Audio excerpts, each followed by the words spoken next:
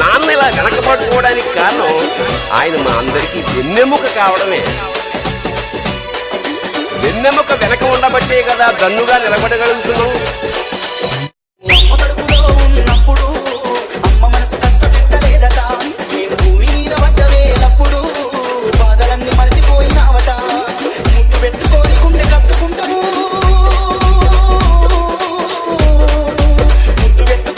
DJ Kasim from Bhimavaram.